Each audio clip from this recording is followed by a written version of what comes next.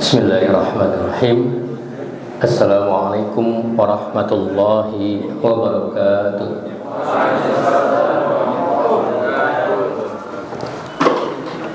Raja Empat indahnya Al-Hiryah. Berlibur ke sana, tempatnya tinggi. Salam pertama kurang meriah. Saya ulangi sekali lagi. Assalamualaikum warahmatullahi wabarakatuh. Waalaikumsalam warahmatullahi wabarakatuh. Kota Mekah, tempat napak tilas, tempat yang penuh nilai religi. Digro gini. Salam saya sudah terbalas, tidak usah diulang lagi. Alhamdulillahilladzi arsala rasulahu bil huda wa dinil haqq liyudhhirahu 'alad dini kullih wa kafa billahi syahida. Asyhadu an la ilaha illallah wahdahu la syarikalah wa asyhadu anna sayyidana wa nabiyana Muhammadan abduhu wa rasuluh la nabiyya ba'd. Allahumma sholli wa sallim wa barik ala sayyidina Muhammad wa ala alihi wa sahbihi rasulillahi ajma'in, amma ba'd. Bapak-bapak, ibu-ibu, para santri-santriwati yang kami muliakan, alhamdulillah, puji syukur kita panjatkan kepada Allah Subhanahu wa taala yang telah memberikan berbagai macam nikmat pada kita. Nikmat iman, nikmat Islam, nikmat sehat walafiat, sehingga pada pagi hari ini kita masih diberikan kesempatan oleh Allah Subhanahu wa taala untuk melaksanakan sholat subuh berjamaah, kemudian dilanjutkan dengan program yang sudah ditetapkan oleh DKM Al-Hidayah, yaitu kajian ba'da subuh. Kita singkat KBS, ya, bukan Korean Broadcasting System gitu ya. Kajian ba'da subuh, ya. Alhamdulillah, ya, ini hari yang keempat ya. Benar nggak Ustaz Tino? Ya, keempat kita berada di bulan Ramadan. Tak terasa waktu berjalan begitu cepat. Tahun lalu kita tidak bisa berkumpul seperti ini, ya, karena awal-awal dari pandemi COVID-19. Ya, qadarullah, pada tahun ini kita sudah bisa diperkenankan untuk melaksanakan sholat taraweh dan rangkaian kegiatan Ramadan dengan tetap selalu menjaga protokol kesehatan. Mudah-mudahan kita semua berharap dengan menyambut Ramadan dengan gegap gempita, mudah-mudahan kita mengucapkan selamat tinggal untuk COVID. Amin ya rabbal alamin. Pagi hari ini saya adalah partai tambahan, karena sesuai dengan jadwal mestinya Ustadz Pardan, namun karena beliau sedang menunggu istrinya, mendampingi istrinya untuk kelahiran anaknya, sehingga beliau tidak bisa hadir. Kita doakan mudah-mudahan proses persalinan anak beliau berjalan dengan lancar. Karenanya tema saya pada hari ini tema yang mudah-mudah saja. Ya, sebenarnya saya lebih banyak melakukan kajian keilmuan. Ya, jadi bagaimana fenomena alam semesta ini, kemudian semuanya itu ditunjukkan oleh Allah Subhanahu wa taala di dalam Al-Qur'an. Ya. Tapi karena tadi beberapa saat menjelang subuh saya baru dikasih tahu, jadi saya ambil aja yang ada begitu ya. Seperti itu ya. Mudah-mudahan bisa bermanfaat khususnya buat saya dan juga khususnya untuk kita semua. Nah, tema kita dalam kesempatan ini adalah yang namanya kebahagiaan sejati, gitu ya. Jadi yang perlu kita pahami adalah apa arti bahagia. Ya, ya. Nah, kebahagiaan sejati seseorang itu nggak bisa diukur ya dengan misalnya jumlahnya harta. Ya. Kemudian juga nggak bisa diukur dengan status sosial. Makin hebat status sosial dalam masyarakat, seseorang itu ya akan semakin berbahagia. Kalau dibuat persamaannya, katanya persamaan yang linear, gitu ya Pak Pardi ya. Atau dibuatnya deret ya aritmetika atau bahkan deret geometrik, pangkat tinggi gitu ya. Makin lama makin banyak gitu ya. Kemudian juga nggak bisa diukur dengan semua kemewahan yang dimiliki oleh seseorang. Makin mewah rumahnya, mobilnya, tempat duduknya, gitu ya, maka semakin bahagia seseorang. Apakah seperti itu? Kita berharapnya makin banyak hartanya, makin tinggi ya status sosialnya, makin tinggi pangkat jabatannya dalam karir profesionalnya dia, makin tinggi tingkat kemewahannya, maka semakin bahagia. Itu namanya apa? Kebahagiaan fid dunya. Ya. Namun apakah ya kebahagiaan itu ya harta, status, kemudian kemewahan yang dimiliki itu bisa membuat seorang bahagia? Ternyata bahagia itu sederhana doang. Ya, kebahagiaan itu terletak di ya ketenangan hati seseorang. Ya. Jadi walaupun dia hidup dengan bergelimbangan harta, tetapi ketika hatinya tidak itminan, ketika hatinya tidak merasakan ketenangan, ketentraman, maka dia tidak akan bisa mendapatkan kebahagiaan. Ya. Nah, kita berharap tentunya ya bahagianya kita adalah bahagia dunia dan akhirat. Nggak cuma bahagia di dunia, tapi juga bahagia di akhirat. Ya, tidak bahagia di dunia, mudah-mudahan kita bahagia di akhirat. Dua-duanya, masya Allah. Oke ya. Maka kita selalu berdoa, Rabbana atina fid dunya hasanah wa fil akhirati hasanah wa qina azabannar. Artinya apa? Kita berharap gitu ya, bahagia dunia dan akhirat. Bapak dan Ibu sekalian, di sini ada ibu-ibu. Oh, banyak calon ibu ya. Saya mau ngasih nasihat untuk ibu-ibu nih, sama calon ibu. Angin berhembus, putik menyebar. Jatuh padi ke dalam jerami. Jadilah istri yang penyebar, penyejuk hati untuk suami. Jadi yang calon istri, nah jadilah penyabar, gitu ya. Karena apa? Karena memberikan ketenangan hati buat suami.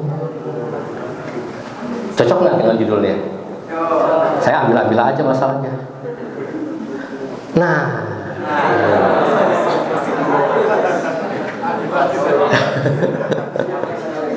ya. Kalau kita melihat ada kaligrafi, melihat tulisan seperti ini, gitu ya, maka ini artinya apa? Si awase, ya. Si awase, ini pakai shop, ya. Ini si ini, ya, ini pakai shop. Si awase, ya. Nanti makhrajnya Ustaz Tina yang betulin. Makhraj saya jelek Ustaz. Ya, artinya apa? Itminan. Ya. Jadi masing-masing negara, masing-masing bahasa punya ya penyebutan khusus untuk menyatakan rasa bahagianya.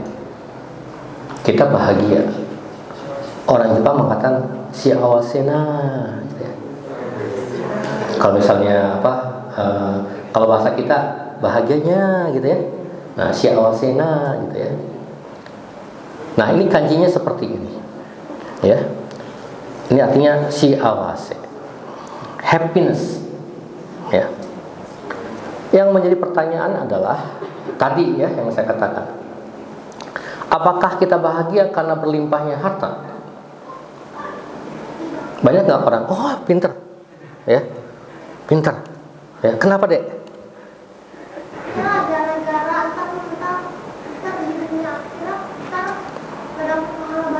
Pada pahala banyaknya, masya Allah. Nih Ustaz Irjin kasih hadiah nih. Masya Allah, pinter, ya. Adik ini kemarin yang nasihatin kakak-kakaknya yang di belakang pada bercanda. Masya Allah, ya. Makasih ya dek. Kemudian, apakah yang dimaksudkan bahagia itu karena badan sehat? Iya enggak? Kok pada diem? Ragu-ragu, takut disalahin ya. Enggak, ini enggak lulus atau enggak lulus kok. Ya. Jadi yang sebagai kena badan sehat, gitu ya. Apakah yang disebut bahagia karena wajah tampan atau cantik? Nah, tampan kayak ya. Siapa? Di samping kita banyak yang tampan. Gitu.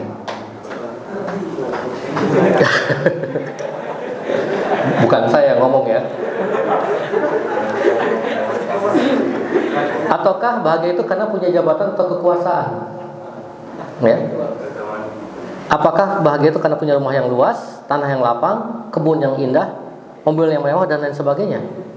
Ya, ini jadi pertanyaan. Fakta-fakta. Nah, ini kita lihat fakta.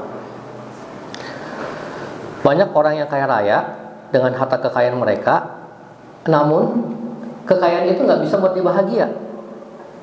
Kekayaannya tidak bisa membuat dia merasakan ketenangan dalam hidupnya. Justru kekayaan itu menjadi ya penghalang dia untuk bisa merasakan kebahagiaan tanpa dia sadari loh. Ya, tanpa dia sadari justru ya kekayaan itu malah membuat dia ya menjadi terhalang untuk mendapatkan ketenangan tersebut. Ya, kalau bahasa kita namanya istidrot gitu. Itu ya Ustaz Nurholis. Ya. Dia dikasih ujian dengan kekayaannya itu, gitu ya. Tapi dia tidak bersyukur. Mau ngeluarin zakat malnya aja susah, gitu ya. Seandainya umat Muslim di Indonesia ini, ya, punya kesadaran untuk mengeluarkan zakat mal, bukan cuma sekedar zakat fitrah, gitu ya. Insya Allah, ya, masyarakat Islam di Indonesia ini bisa terbantu. Tapi masalahnya banyak orang yang secara kekayaan dia sudah mapan, tapi ketika diminta untuk mengeluarkan zakat malnya berat. Penghasilannya 1 triliun sebulan. Masya Allah. Nolnya ada berapa tuh? Saya lupa.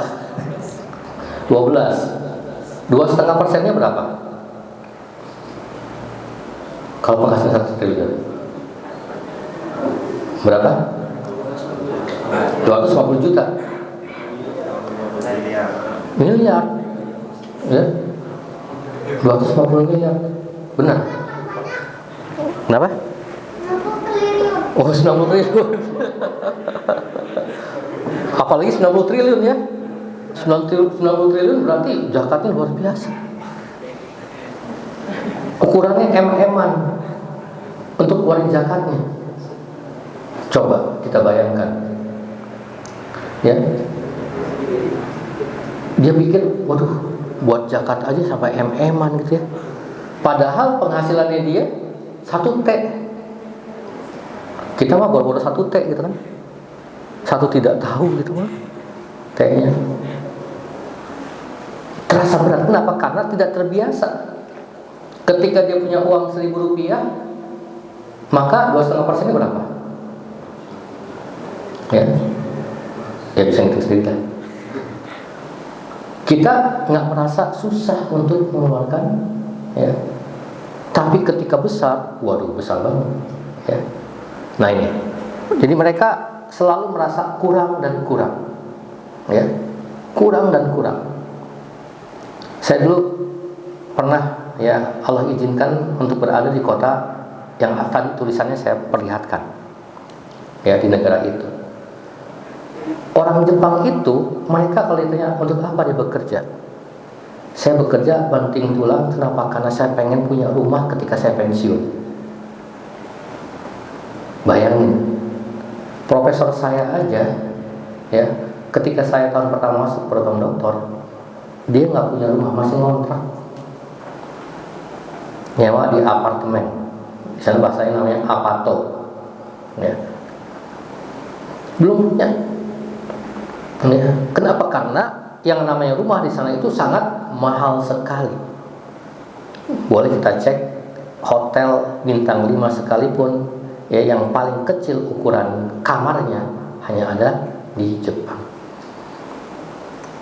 Kenapa? Karena di sana, ya, luasan daerah itu menjadi sangat mahal sekali. Rumah mereka sempit-sempit karena harganya sangat mahal. Tapi itu semua membuat mereka jadi kreatif. Makanya, ya, arsitektur Jepang itu sangat efektif ketika memanfaatkan ruang. Nanti bisa tanya sama teman-teman yang profesi arsitek, yang punya teman arsitektur Jepang. Tidak ada satu space pun yang tidak termanfaatkan dengan baik. Saya pernah suatu saat ke rumah teman saya, itu ya, bukan rumah temennya, bukan rumah teman, kontrakannya, ya, itu ya. Kalau dikira kontrakan. Ketika saya ke kamar mandi, gitu ya, saya tanya, ini toiletnya mana? Kamar mandi, mana toiletnya? Ada, kata teman saya itu. Mana? Nggak ada. Rupanya toiletnya itu toilet puter, jadi bisa dimasukin ke dalam. Jadi kalau misalnya kita punya meja ini, kan ada seloroknya tuh, ya, bisa ditarik, bisa dimajuin, masukin. Saat tidak digunakan, dimasukin, ya. Jadi toiletnya itu ada di bawah wastafel, paham? Ya, wastafel kayak begini kan. Ini basinnya. Nah, toiletnya taruh di sini.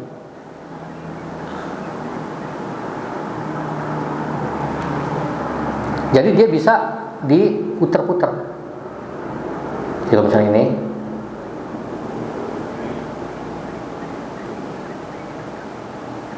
saat dipakai dia bisa diputar ke sini. Oke, ya, toiletnya. Jadi sangat efektif sekali. Jadi artinya apa? Mereka itu, ya, sangat-sangat memikirkan masalah space. Terus ketika saya mau mandi, kamar mandinya mana? Lalu saya dikasih, ya, kayak tempat, kalau di Jepang namanya ofuro, ya. Jadi ini kayak kalau misalnya kita bak mandi, ya, bak mandi. Jadi di bak mandi ini kemudian di sini kasih tirai. Dan tirai ini mengelilingi semua, nutupin. Jadi kita naik ke bak mandinya itu, kemudian pakai tirai tutup, ya. Apa namanya? Kalau di kamar tidur kan kelambu, gitu ya, sejenis kelambu lah, gitu ya. Terus kemudian tinggal pakai shower doang. Jadi kita masuk naik ke bak mandi itu, terus ditutupin pakai shower gitu. Selesai dibuka lagi. Praktis banget, ya. Kamar tidur itu bisa jadi kamar kerja. Kenapa? Karena tempat tidurnya bisa dilipat. Saat dibutuhkan digelar, saat enggak dilipat. Itu namanya putong. Ya, baik. Hadirin sekalian dimuliakan Allah, ya. Artinya apa? Artinya banyak orang yang sibuk mengejar kekayaan dengan berharap dia memperoleh kebahagiaan. Tapi nyatanya, nah ini, Tahu ini siapa? Ya. Saya sini nggak hafal, makanya saya bawa contekan di sini. Ya, Christina Oasis. Ya, dia adalah putra seorang ya triliuner ya, terkenal di dunia. Ya, dia punya kapal pesiar.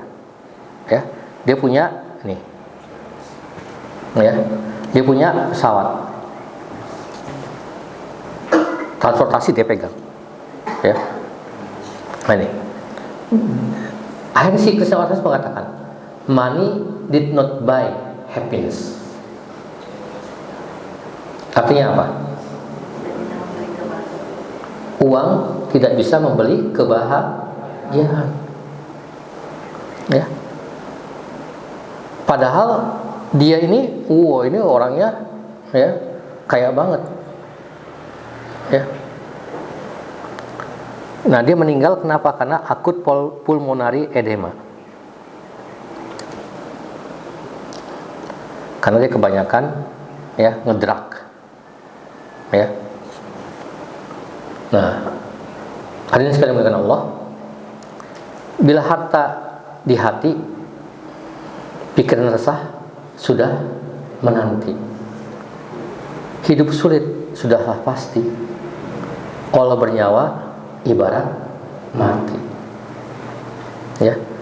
Jadi kalau harta kita ada di hati, maka pikiran kita nggak tenang. Ya.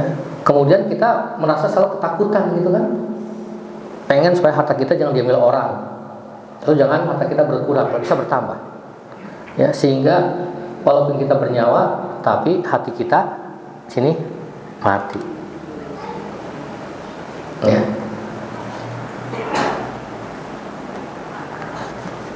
Nah, Michael Jackson, tahu Michael Jackson? Ya. Kalau yang belum pernah lihat tanda tangannya kayak begini nih. Ya. Jadi dia ini adalah ya penyanyi yang terkenal. Ya.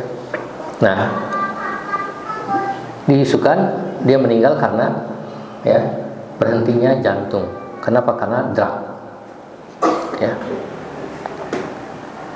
Sehingga bahagia itu sebenarnya sederhana. Ya. Yaitu apa? Dengan tersenyum dan selalu bersyukur. Coba sekarang saya tanya sama santri,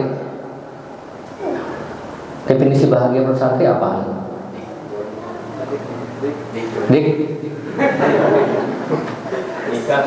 Nah, yang di atas dengar?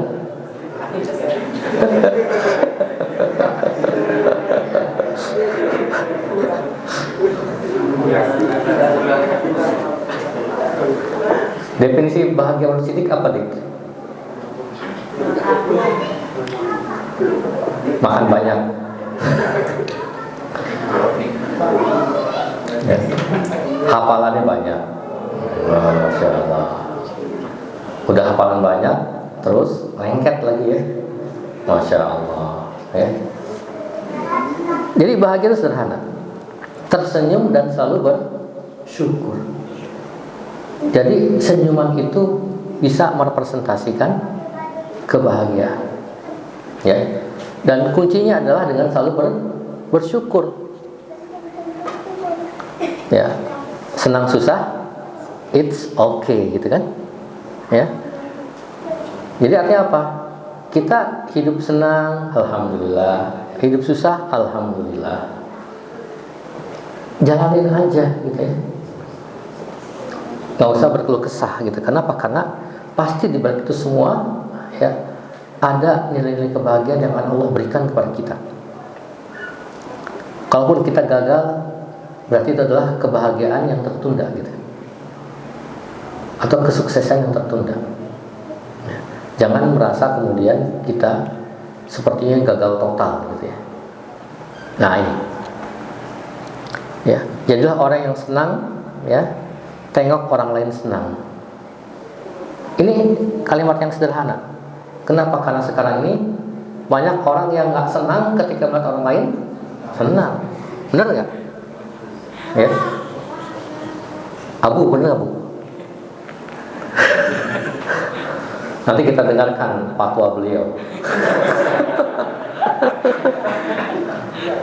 Beliau ini wawasannya luas, baca bukunya banyak. Ketika dikasih buku, nggak mau dibaca sama beliau, cukup dilihat doang langsung ngeresep ilmunya.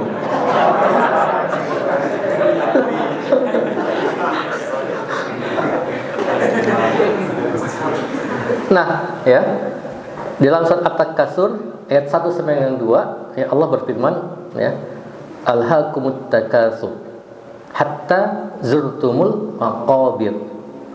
Ya. Bermegah-megahan telah melalaikan kamu sampai kamu masuk ke dalam kubur.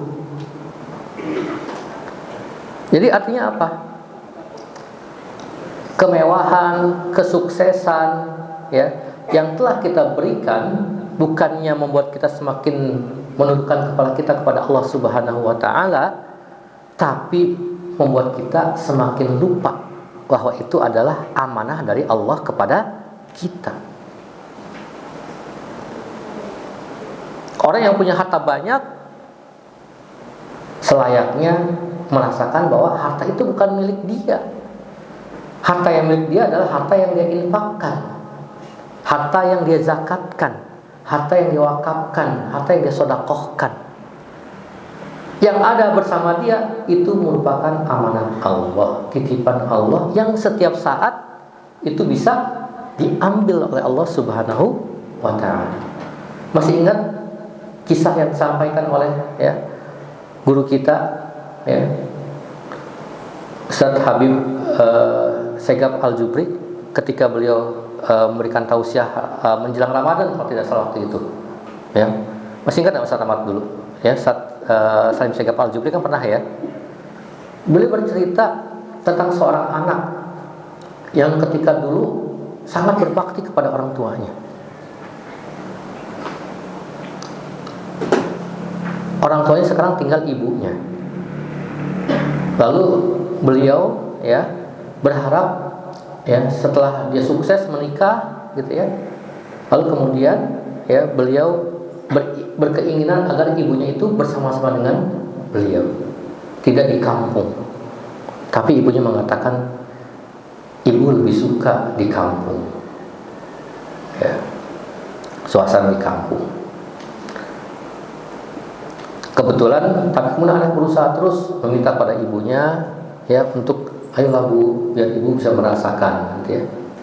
Saya ingin ibu merasakan juga keberhasilan saya. Anaknya soleh, namun saya begitu baik dan tidak begitu suka dengan mertuanya. Kenapa? Karena dari kampung, gitu, ya, dan udah sepuh, sehingga kemudian merasa, ya, terganggu, begitu, ya. Terganggunya kenapa? Karena harus ngurusin orang tuanya.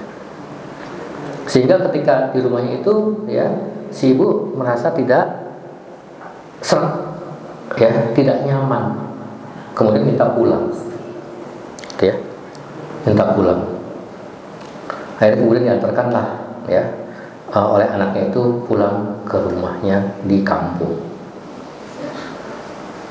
Dan ternyata ketika beliau akan pulang, ketika akan masuk ke lokasi dekat rumahnya, dia melihat kok, ya, orang banyak berkumpul, gitu, ya. Lalu kemudian orang, Pak, bapak, rumah bapak kebakaran, Pak, gitu, ya. Ternyata ketika dia pulang, rumahnya kebakaran, habis semua, ya, habis semua. Artinya apa? Dalam waktu singkat Allah bisa mengambil harta kita.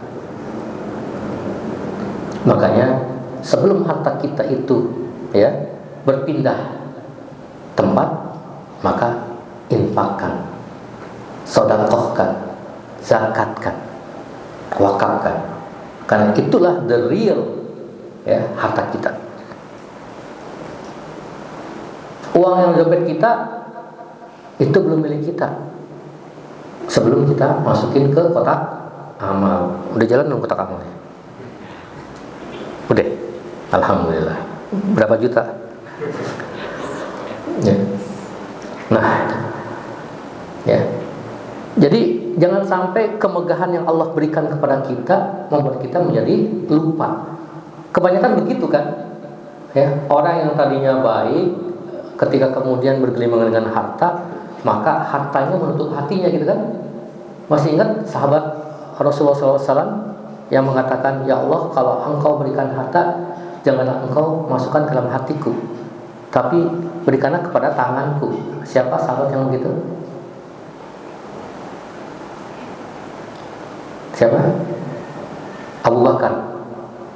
Ya. Abu Bakar As-Siddiq, Masya Allah. Tolong dikoreksi ya, Ustaz. Ya. Nah, jadi sumber kebahagiaan sejati adalah ketenangan hati atau ketenangan jiwa. Ya. Jadi merupakan satu anugerah, ya, dari Allah Subhanahu Wa Taala yang sangat berharga. Nah, berkaitan dengan kebahagiaan, saya ingin ngasih pantun ini buat bapak-bapak dan calon bapak-bapak atau calon suami. Burung pipit terbang melayang, melihat ikan sedang berenang. Ngapain sih burung pipit lihat ikan ya? Jadi suami harus penyayang agar istri menjadi tenang. Mantap. Ya. Nah ini, ya. Kita rasa kita dah cukup yakin dengan pilihan kita, dengan cinta dalam hati kita. Namun bukan kita penentu segala, tapi Dia Allah. Bila tak ada jodoh, bukan karena dia tak baik untuk kamu atau sebaliknya, tapi sebab dia memang tidak tertulis untuk kamu di Lauhul Mahfuz, ya, sejak ajali lagi. Ini bahasa Malaysia ini, ya. Atau mungkin karena makin dekat kamu dengan si dia, maka makin menjauh dengan Dia Allah, ya. Nah, ala bidzikrillah tatmainnul qulub. Ingatlah, hanya dengan mengingat Allah maka hati menjadi tenteram. Ya, surat Ar-Ra'd ayat 28. Ya. Nah, ini ya, ada satu ungkapan. Ketika aku ingin kaya, aku lupa bahwa hidup adalah kekayaan. Benar enggak? Kita dikasih hidup sama Allah itu kekayaan, benar enggak? Ya, Ustaz Effendi dalam ceramah beliau menyampaikan kepada kita banyak hal, ya, yang kita lihat itu adalah sebenarnya kekayaan, tapi kita nggak merasa itu kekayaan. Contoh, oksigen yang kita hirup kan gratis. Saya masih ingat banget apa yang beliau sampaikan. Ya, kita dikasih oksigen gratis. Sampai-sampai saking gratisnya kita nggak merasa itu sebagai nikmat Allah terbesar, benar nggak? Karena kita udah refleks gitu kan. Kita udah nggak merasa bahwa bernapas itu adalah sesuatu hal yang kita sadari. Kenapa? Karena dia berjalan dengan sendirinya. Padahal itu adalah sangat merupakan kekayaan. Buktinya apa? Ketika merasa sesak, baru kemudian kita, ya, merasakan bahwa ternyata itu adalah benar-benar, ya, nikmat Allah yang sangat besar. Ya. Ketika kita merasa sesak, lalu kemudian kita harus pakai apa? Oksigen. Oksigen gratis nggak? Makanya gratis. Pulang-pulang ada rekening gitu kan? Penggunaan oksigen sekian liter, ya, baru kerasa bahwa ternyata itu nikmat Allah yang besar. Berapa banyak saudara-saudara kita yang terkena COVID kemudian masuk dalam ventilator, untuk bernapasnya aja susah. Makanya, ya, kita harus ingat bahwa hidup adalah kekayaan. Ketika aku takut memberi, aku lupa bahwa semua yang kumiliki adalah pemberian. Benar nggak? Makanya kita jangan takut memberi. Ketika aku ingin menjadi terkuat, aku lupa bahwa di dalam kelemahan Allah selalu memberikan aku kekuatan. Ya, ini kalimat-kalimat sederhana tapi langsung nyentil nih ke hati kita. Ketika aku takut rugi, aku lupa bahwa hidupku adalah sebuah keberuntungan. Ya, bukan untung superiaris. Karena bisa terlahir sebagai manusia yang dapat mengenal Allah. Ya, mudah-mudahan kita bisa ambil hikmah dari kata-kata ini. Ternyata hidup ini sangat indah jika kita selalu bersyukur dengan apa yang sudah ada pada kita, ya. Selalu senang dan suka berbuat baik. Jangan pernah berkata, esok kan masih ada waktu. Karena setiap saat jarum-jarum itu dapat berhenti. Dan siapa yang tahu? Dan siapa yang bisa, ya, menentukan itu? Nggak ada, hanya Allah, takdir Allah. Oke, kita nggak tahu kapan, ya, detak jantung kita berhenti. Karena itu, ya, ketika kita masih, ya, diberikan amanah oleh Allah untuk hidup, kita harus mengisi, ya, dengan memperbanyak berbuat kebaikan, ya. Begitu pula dengan kehidupan, ya. Ada kalanya yang terindah bukanlah yang terbaik. Benar enggak? Kalau dalam ilmu saya itu namanya apa? Fatamorgana. Kelihatannya indah padahal, ya, bukan yang indah. Kelihatannya jelek padahal itu bagus, ya. Kita melihat seolah-olah pada saat siang hari ada air di depan kita, gitu kan. Lagi puasa panas-panas ada air, pengennya nyembur aja gitu kan. Ketika nyembur baru terasa benjol gitu kan. Emangnya ikan suatu minuman tuh, gitu ya, yang katanya ada air nyembur cung gitu ya. Nah itu, ya. Yang sempurna belum tentu menjanjikan kebahagiaan. Kadang-kadang begitu, ya. Nah, saya kasih tahu, tipikal orang Jepang itu adalah apa? Mereka punya mengenal istilah namanya majime. Majime itu artinya apa? Tolong dicatat ya. Nanti pada saat liko saya tanya. Moshimo no toki no kami sama? Tahu artinya? Tuhan hanya ada pada keadaan terdesak. Ya. Jadi majime itu apa? Ya. Kerja keras, sungguh-sungguh, mati-matian. Untuk apa? Mengejar kesempurnaan. Ya. Jadi yang sempurna belum tentu menjanjikan kebahagiaan. Artinya apa? Wah, begitu saya demotivasi sama Pak Budi. Nggak boleh mengejar kesempurnaan. Bukan begitu maksudnya. Jangan salah pengertian, ya. Ini saya kasih tanda kutip. Jangan salah pengertian. Artinya apa? Setiap tahapan itu wajib kita syukuri. Alhamdulillah kita udah sampai tahapan ini. Tinggal kita lanjutkan ke tahapan yang berikutnya. Kenapa? Karena kalau kita pengennya, kita baru merasakan bahagia ketika kita sampai di ujung, ya. Jadi kita berangkat dari sini, start. Mungkin kita ke sini, ada tahapan-tahapan.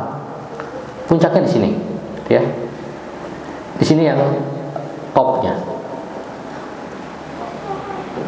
Ketika baru sampai di sini, kita bersyukur, ya. Bersyukur bahwa kita udah sampai di sini. Untuk, ya, sebagai modal untuk naik lagi ke atas. Sampai sini juga begitu.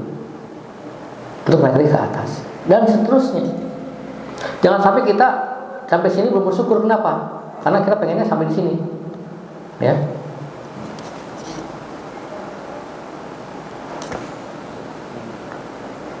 Kalau kita baru bersyukur sampai di sini, berarti kita tidak pernah merasa mensyukuri apa yang kita dapetin, dan kita nggak pernah dapat ibroh, hikmah dan pelajaran. Justru sebenarnya kekayaan kita itu adalah pada kekayaan hikmah dalam setiap tahapan. Kalau misalnya kita punya grade A, B, C, D, E, kemudian Allah berikan kepada kita sehingga kita akan outstanding, lalu kemudian kita bisa loncat dari A sampai ke E. Di satu sisi kita berhasil, tapi di sisi yang lain kita tidak mendapatkan pelajaran pada tahapan A, B, C, dan D. Makanya beda ya ilmu yang diterima oleh seseorang ketika dia melihat tahapan A, B, C, D dengan yang ketika dari A langsung loncat ke E. Itu bisa terlihat. Saya melihat gaya kepemimpinan teman-teman saya yang ketika kita lihat profil CV-nya, ketika dia SD, SMP, SMA, kemudian perguruan tinggi gitu ya, lalu kemudian karirnya menanjak gitu ya. Beda pendekatan kepemimpinan mereka yang ketika dari SD, SMP, SMA dia pernah menjadi ketua OSIS ya, ketua himpunan mahasiswa, ketua senat dan lain sebagainya. Ketika dia menjadi pimpinan suatu perguruan tinggi dengan mereka yang melewati tahapan itu atau punya pengalaman, gaya kepemimpinannya berbeda. Yang mereka pernah dalam lembaga keorganisasian, maka dia lebih humanis. Pendekatannya adalah human being. Ya. Pendekatannya human. Dia pendekatannya sangat-sangat bisa diterima. Tapi ketika ya dia melalui suatu loncatan, maka gayanya adalah gaya ya top down. Karena dia pimpinan, maka yang bawah harus ikut. Dan itu terasa. Ya, kita bisa merasakan itu. Ya. Makanya ketika kita mampu dan mau menerima semua kekurangan dan kelebihan, itulah kebahagiaan. Dan ini yang banyak sekali orang tidak menyadari. Kita menganggap bahwa kekurangan kita itu bukan kebahagiaan. Ketika orang dapat musibah, ya, kemudian dia bersyukur kepada Allah. Heran gue sama Allah, lu dikasih musibah lu malah bersyukur. Artinya apa? Allah masih cinta kepada kita dengan ujian itu. Jadi artinya apa? Perspektif kita menjadi lebih luas. Keluasan pikiran itu yang mengakibatkan kemudian kita menjadi tenang. Di fisika ada rumus, P sama dengan F dibagi dengan A. F ini apa? Alhamdulillah, pada pinter-pinter nih. A itu apa? Luas. P itu apa?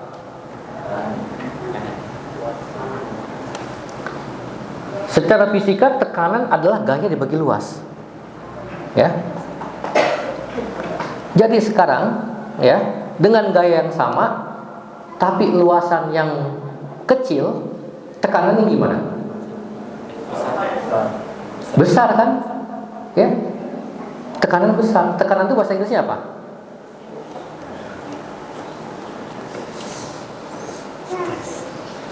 Ini adalah ilmu fisika untuk jurusan psikologi. Ya. Sekarang, kalau luasannya itu besar, stresnya gimana? Kecil kan? Ya enggak? Paham? Bapak dan Ibu sekalian pernah keinjak sepatu kakinya? Pernah? Kalau belum, ntar cobain aja ya. Sepatu ada yang permukaannya tajam, ya. Jadi ada sepatu yang kayak begini. Saya jelek sih gambarnya, ya. Ya. Ada juga yang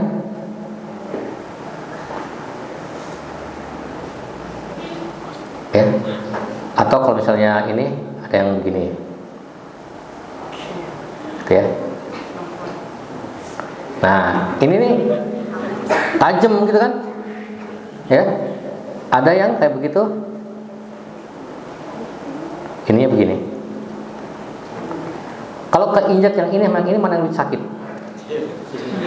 Nah, yang ini kan? Iya nggak? Bener nggak? Kalau nggak bisa ngebayangin juga, bayangin suntikan. Pernah lihat suntikan?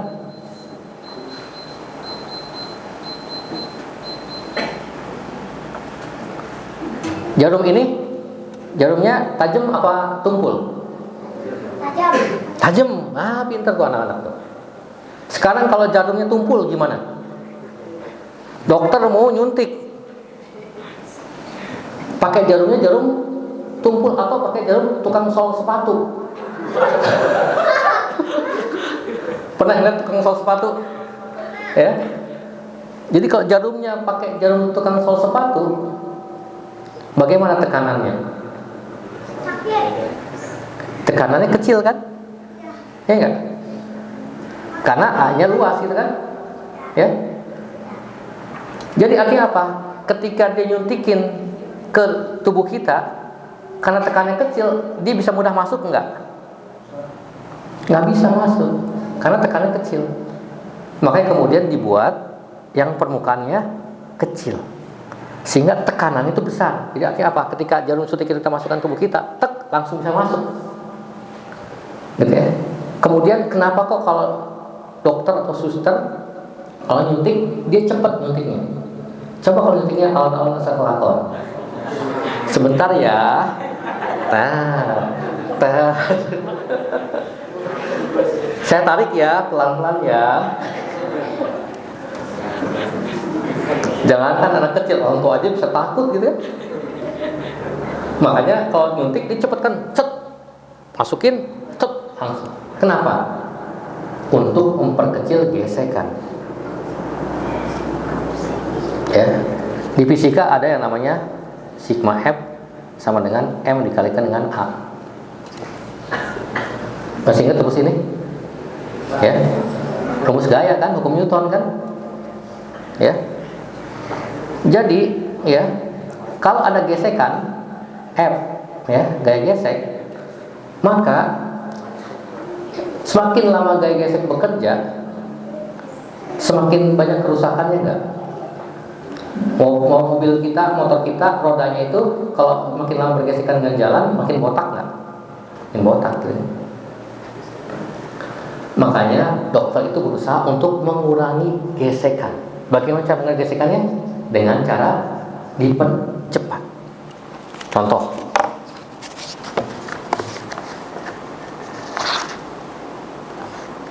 kalau kita tarik ini pelan-pelan, yang ini ikut nggak? Ikut kan?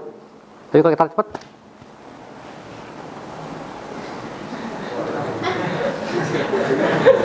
ikut nggak dia? Enggak kan? Sekali lagi, Dek.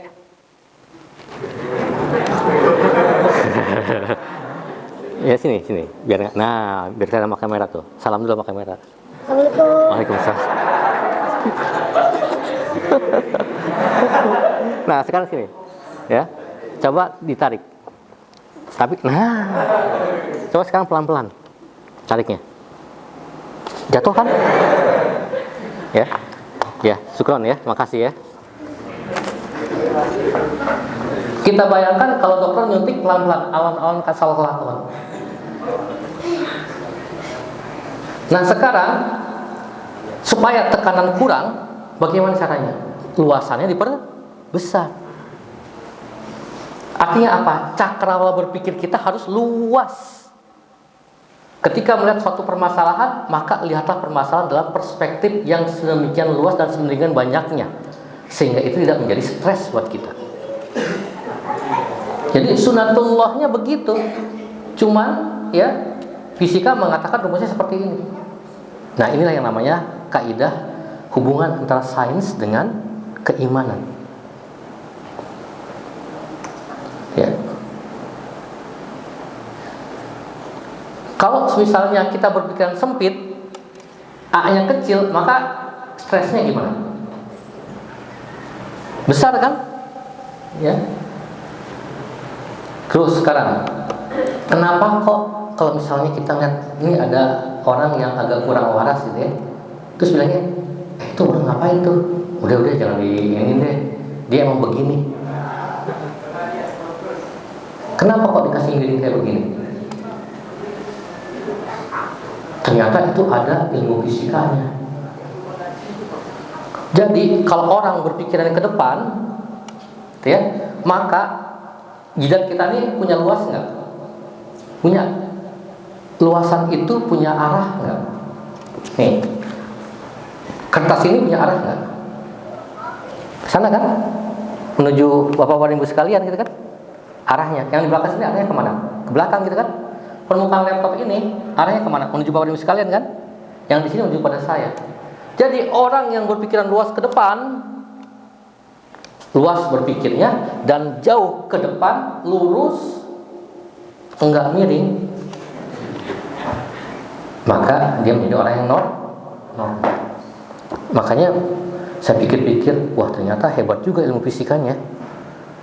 Kenapa tuh orang begini pak? Oh iya, berarti arah permukaannya ya tidak ke depan, tapi ngilang, sehingga stres. Nah ini ya, senang melihat orang senang, bikin hidup lebih tenang, benar nggak? Ya, kita senang melihat orang senang, gitu ya. Nah di sini ya, huwallazi anzal sakinata fi qulubil mu'minina liyazdadu imanam ma'a imanihim walillahi junudus samawati wal ard wa kana Allahu aliman hakima. Dialah Allah yang telah memberikan nih ketenangan ke dalam hati orang-orang mukmin, supaya apa? Keimanan mereka bertambah di samping keimanan mereka yang telah ada. Nah, ini. Jadi artinya apa? Ketika Allah memberikan sakinah ke dalam hatinya, maka yazdadu, bertambah keimanannya, bukan berkurang. Makanya kalau kita semakin bersyukur kepada Allah, maka Allah akan tambahkan, gitu kan, nikmatnya, gitu kan, ya. Nah, begitu, ya. Nah, indahnya hidup bukan karena banyaknya yang mengenal, tapi berapa banyak orang yang berbahagia karena dirimu ada. Benar nggak? Ya. Jadi jangan mentang-mentang kita kadang nggak ngetop gitu ya, maka ya kita nggak merasakan kebahagiaan. Ya. Nah, berkaitan dengan bahagia nih, saya ada pantun lagi nih. Ya.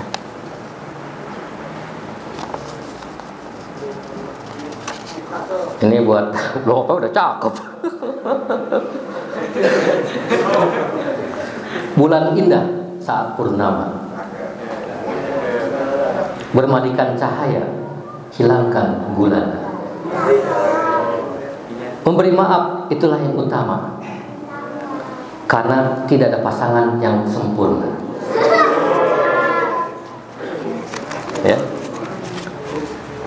Terakhir, pohon beringin daunnya lebat.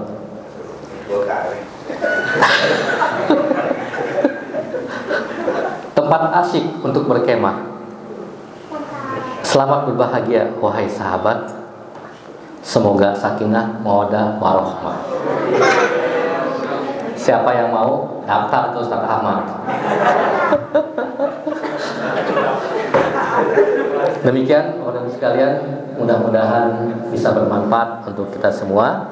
Lebih dan kurang mohon maaf. Assalamualaikum warahmatullahi wabarakatuh. Abu mau nambahin katanya? Bu, nambahin Bu.